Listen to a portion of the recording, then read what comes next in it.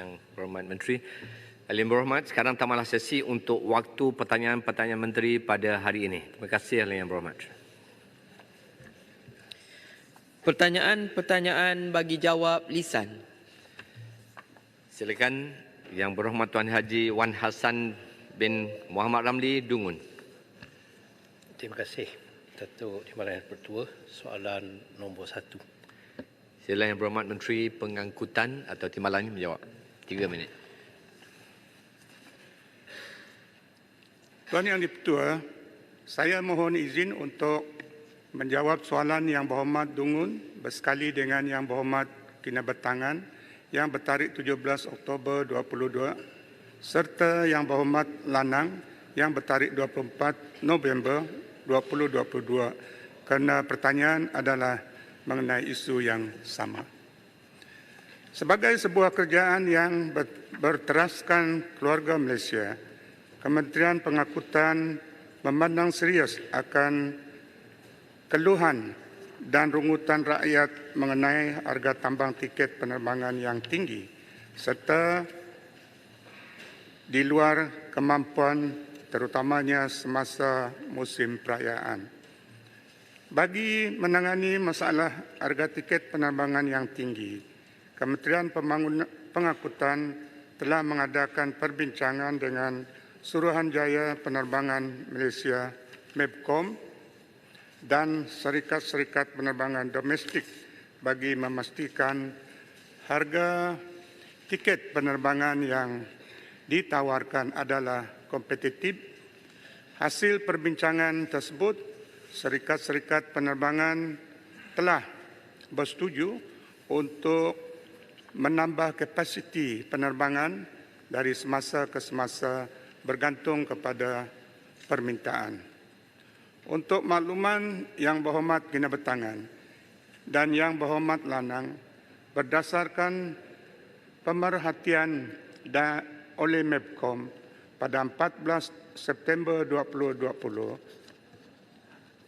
harga tambang penerbangan sehala kelas ekonomi bagi tempoh penerbangan untuk musim perayaan Tahun Baru Cina 2023 iaitu dari 18 hingga 26 Januari 2023 tempoh pemerhatian adalah antara RM100 hingga RM1.235.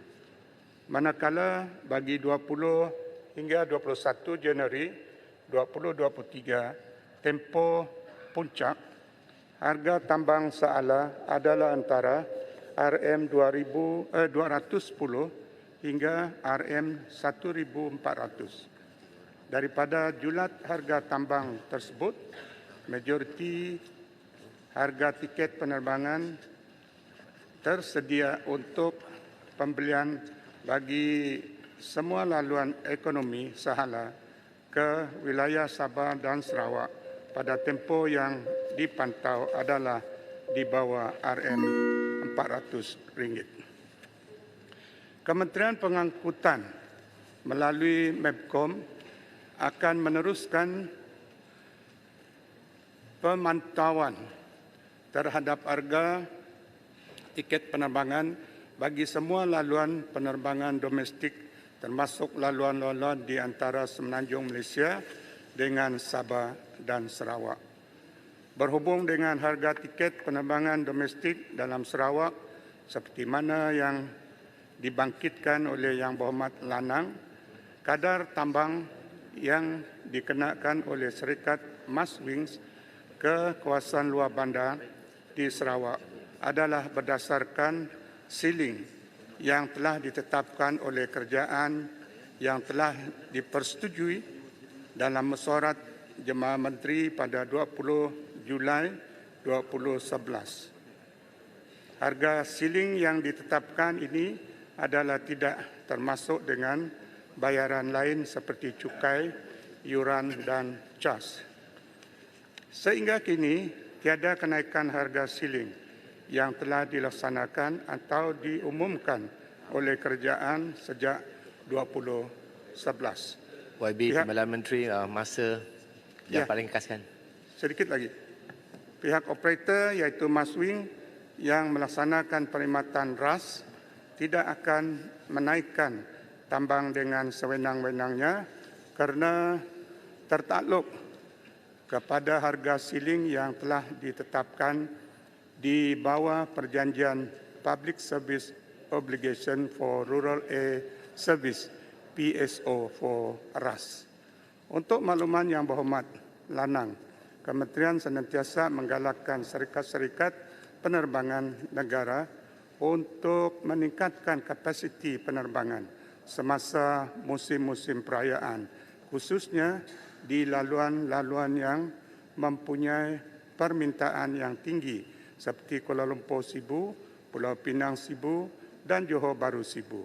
Walau bagaimanapun, keputusan untuk meningkatkan kekerapan bagi laluan tersebut adalah keputusan komersial yang dibuat oleh syarikat penerbangan berasaskan kepada daya maju commercial viability laluan. Buat masa ini, terdapat 35 penerbangan seminggu bagi laluan Kuala Lumpur Sibu, 1 penerbangan seminggu bagi laluan Pulau Pinang Sibu dan 7 penerbangan seminggu bagi laluan Johor Bahru Sibu. Sekian, terima Terima kasih. kasih, Menteri. Soalan tambahan sila Yang Berhormat Dungun. Jawapan yang telah diberikan.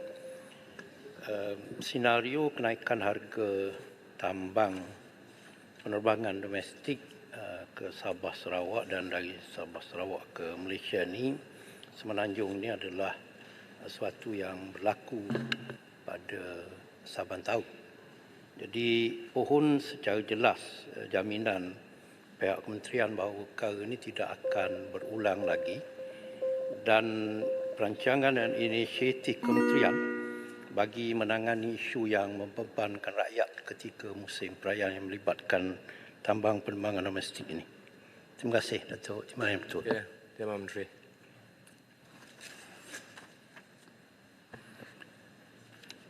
Terima kasih Tuan Yang Ketua dan terima kasih Yang Berhormat. Kerajaan tidak mengawal harga tiket penerbangan selari dengan keputusan Jemaah Menteri pada tahun 2006. Kerajaan melalui Suruhanjaya Penerbangan Malaysia MEPCOM juga pernah membuat kajian mengenai penetapan harga siling bagi mengawal harga tiket penerbangan pada Ogos 2018.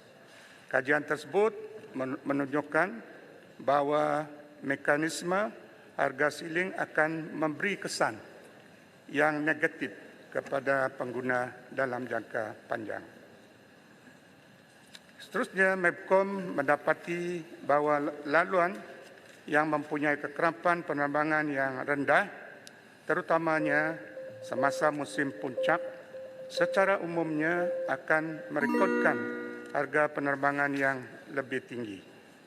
Kerajaan melalui MEPCOM telah memantau harga tiket serta kekerapan penerbangan domestik, terutamanya bagi laluan Semenanjung Sarawak, dan mencadangkan agar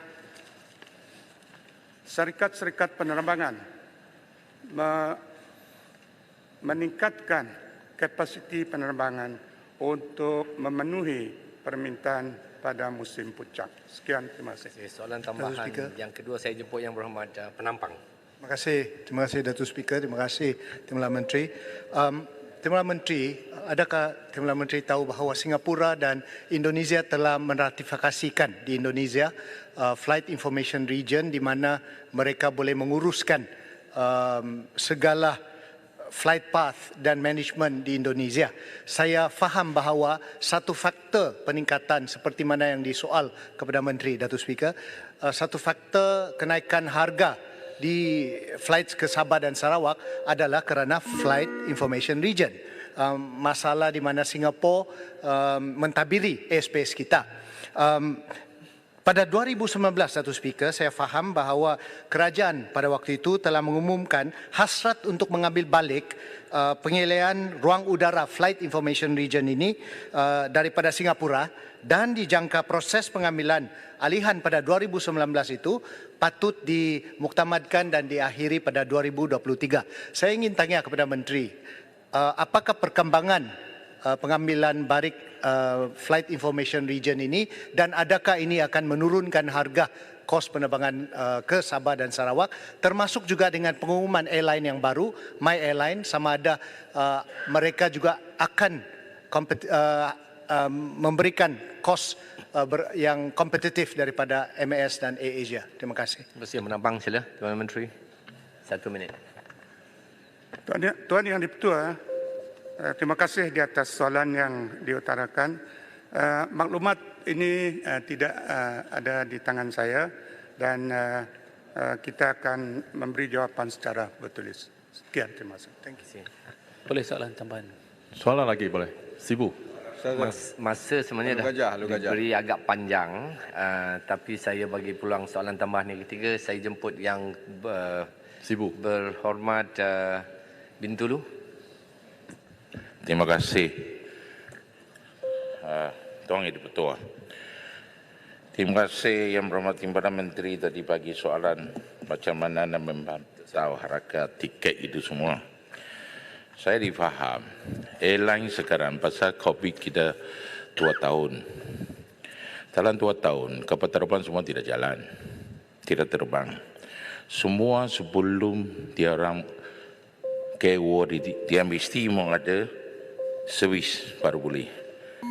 Contoh macam AirAsia, memang dia tidak mencukupi kawangan.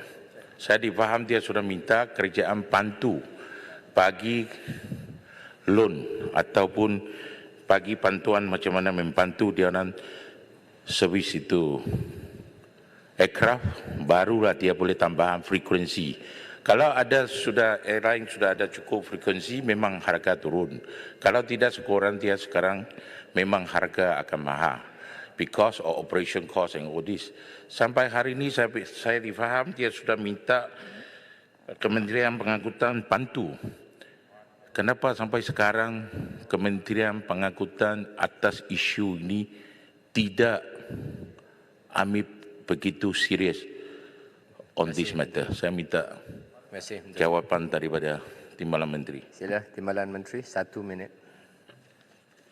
Ya, terima kasih Yang Berhormat Bintulu. Memang pun disebabkan pandemik COVID-19, syarikat-syarikat penerbangan masih dalam fasa pemulihan, di mana kapasiti dari kekerapan penerbangan masih terhad. Dan bagi bulan September misalnya 2022, kekerapan penerbangan domestik masih rendah, jauh, iaitu hanya pada tahap 68.2% berbanding pra-pandemik Disember 2019.